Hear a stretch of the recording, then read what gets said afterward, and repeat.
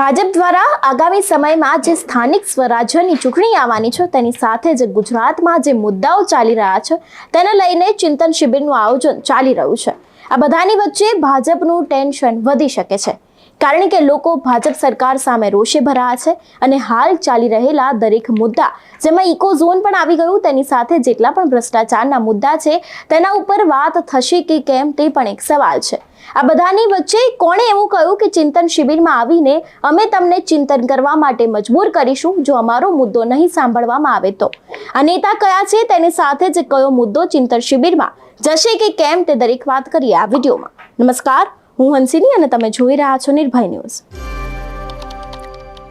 21, 22 અને 23 તારીખના રોજ ભાજપ સરકારની 3 દિવસની ચિંતન શિબિરનું આયોજન અત્યારે ચાલી રહ્યું છે, જેમાં મુખ્યમંત્રી, ઉચ્ચ મંત્રીઓ સાથે આખી સરકાર હાજર રહેવાની છે।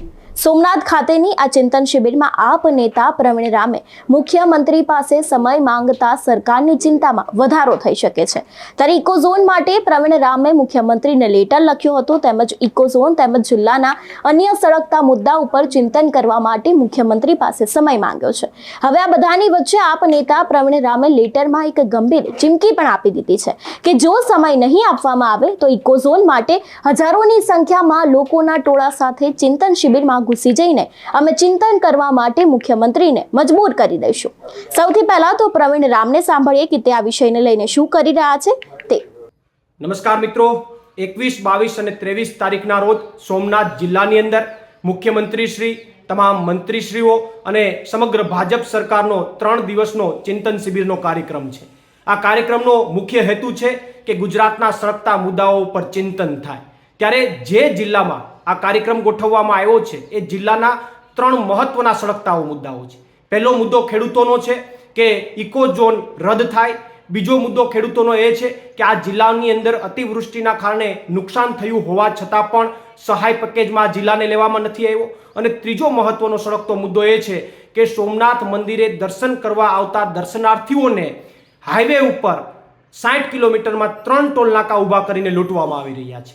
ત્યારે આ ચિંતન શિબિરનો હેતુ જો સિદ્ધ કરવો હોય તો આ જિલ્લાના 3 મુદ્દાઓ ઉપર ચિંતન થવું જોઈએ। અને એટલા માટે મેં પોતે માનનીય મુખ્યમંત્રી પાસે અને અન્ય 10 થી 15 આગેવાનો, ખેડૂત આગેવાનોને સાથે લઈ જઈ અને આ મુદ્દાઓ માટે, ઇકોઝોનના મુદ્દા અને અન્ય મુદ્દાઓ માટે ચિંતન થાય એ માટે સમય માંગ્યો છે। મને વિશ્વાસ છે કે માનનીય મુખ્યમંત્રી શ્રી આ જિલ્લાના સળગતા મુદ્દાઓ માટે ચોક્કસથી સમય આપી અને આ ઇકોઝોનના મુદ્દા અને અન્ય મુદ્દાઓ માટે ચોક્કસથી અમારી સાથે ચિંતન કરશે, જેથી કરીને અમારે 196 ગામના ઇકોઝોનમાં આવતા જે લોકો છે એ તમામની સાથે હજારોની સંખ્યામાં ત્યાં ટોળા સાથે ઘૂસી જઈ અને ચિંતન કરાવવા માટે મજબૂર કરવા પડે એવી કદાચ અમને ફરજ નહીં પડે। ફક્ત ઇકો ઝોનનો જ મુદ્દો નહીં, આની સાથે તેમના અન્ય 2 મુદ્દા છે।